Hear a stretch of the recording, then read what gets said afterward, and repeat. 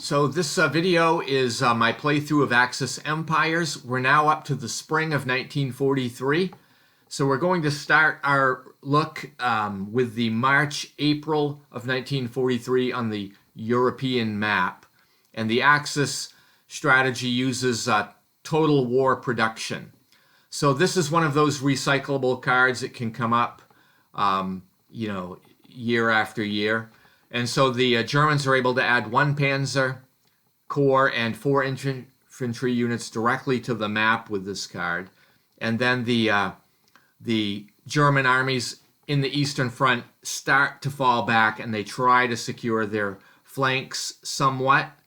The 6th Army is left to fend for itself in Stalingrad, and that wasn't the unit there. I just switched the 6th Army in for historical reasons. Whatever army was there, I traded them so that, the 6th Army could have their historical encirclement and probably surrender. I'm sorry there's no picture of this. We go to the Western Allies. They have the Trident Conference. This is in Casablanca, and it's with Churchill and Roosevelt. And the U.S. 7th Army is put in the delay box. Both the British and the U.S. add replacements, and the Commonwealth in North Africa is able to launch an attack, and it's continuing to chase Rommel toward Tunisia.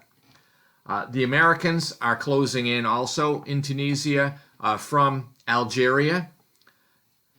And this card lets the Allies roll on the conference table, which they do, but they get no effect. Then we go to the Soviet strategy. They have the Rumyantsev reserves formed strategy, so that this allows them to put the 5th and the 3rd Guards tank armies and the 1st Ukrainian Air Force into the delay box. And then the Russians finish off the German 6th Army in Stalingrad, and the Soviet Union is able to deploy during conditional segments a tank and 4 more infantry units.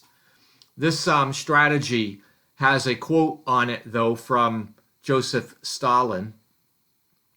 "The war against the German fascist invaders demands that the Red Army should receive still more guns, tanks, aircraft, machine guns, automatic rifles, mortars, ammunition, equipment, and food supplies." End of quote. You can see in my picture here that the Wehrmacht has never actually captured Moscow, and the Soviet Union has a fairly strong force pushing back, and you can see the Wehrmacht is starting to fall back. Their lines are somewhat intact, but we can see where this is going to go. This brings the March-April 1943 turn to a close in the European map. So we still need to take a look at the Pacific map. The Japanese government holds the Imperial Conference. That's the strategy. It's a defensive strategy. And we have a quote from Emperor Hirohito on this card where he said, "In the future, please see that you have a reasonable chance of success before launching into an operation." So Japan uses this card to move infantry from Truk into Saipan. I've included here a picture of Emperor Hirohito in his youthful days. We go to the Allies. They have a new plan, Operation Longcloth. So the SWPA is deployed at New Caledonia, and then there's a major naval battle in the Coral Sea. And in this game, these battles end up, sending units to the delay box, and it's who get their units back quickest is who presumably wins the battle.